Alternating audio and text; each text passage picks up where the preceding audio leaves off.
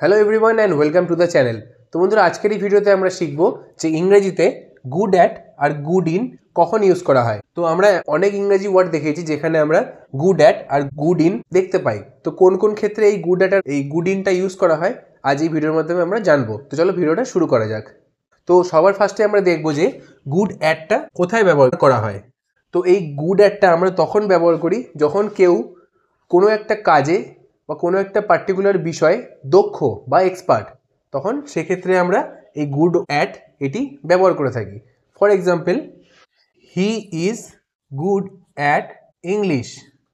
তো দেখো এখানে একটা স্পেসিফিক বিষয়তে সে এক্সপার্ট, মানে he is good at English, মানে সে ইংরেজিতে দক্ষ। তো সেই ক্ষেত্রে এখানে গুড অ্যাটটা ইউজ করা হয়েছে।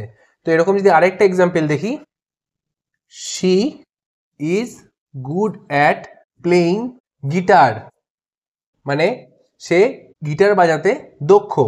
তো দেখো এখানে একটা স্পেসিফিক কাজে সে দক্ষ, মানে সে গিটার বাজাতে সে দক্ষ। তো সেই জন্য এখানে গুড অ্যাটটা ইউজ করা হয়েছে। তো আশা করি এটা তোমরা বুঝতে পেরেছো। তো এবার আমরা দেখব যে গুড ইনটা কখন ব্যবহার করা হয়। তো এই গুড ইনটা আমরা ইংরেজি সেন্টেন্সে তখন ব্যবহার করি যখন কেউ কোনো একটা পার্টিকুলার পরিস্থিতিতে বা কোনো একটা স্পেসিফিক ফিল্ডে, মানে কোনো একটা নির্দিষ্ট ক্ষেত্রে সে ভালো, তো সেক্ষেত্রে গুড ইনটা ব্যবহার হয়।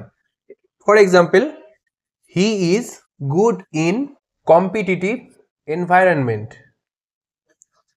তো এখানে এক্সাম্পল দেখো, he is good in competitive environment, মানে সে প্রতিযোগিতামূলক পরিস্থিতিতে ভালো।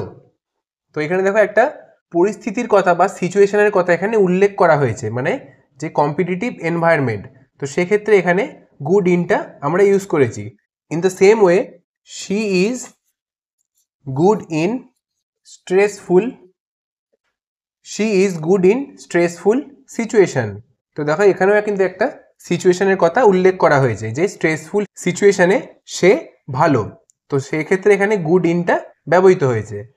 তো এরকমই আরেকটা example, she is good in studies, মানে সে পড়াশোনায় ভালো। তো দেখো এখানে একটা স্পেসিফিক ফিল্ডের কথা উল্লেখ করা হয়েছে, মানে সে পড়াশোনাতে খুব ভালো। তো সেই ক্ষেত্রে এখানে আমি বললাম যে যখন কোনো একটা স্পেসিফিক ফিল্ডে বা কোনো একটা স্পেসিফিক পরিস্থিতির কথা উল্লেখ করা হবে, তো সেক্ষেত্রে গুড ইনটা ব্যবহৃত হবে।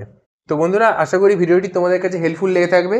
যদি ভিডিওটি ভালো লেগে থাকে তো চ্যানেলটিকে অবশ্যই সাবস্ক্রাইব করবেন আর ভিডিওটিকে লাইক করবেন। তো চলুন দেখা হচ্ছে পরবর্তী একটি নতুন ভিডিওতে। Thank you.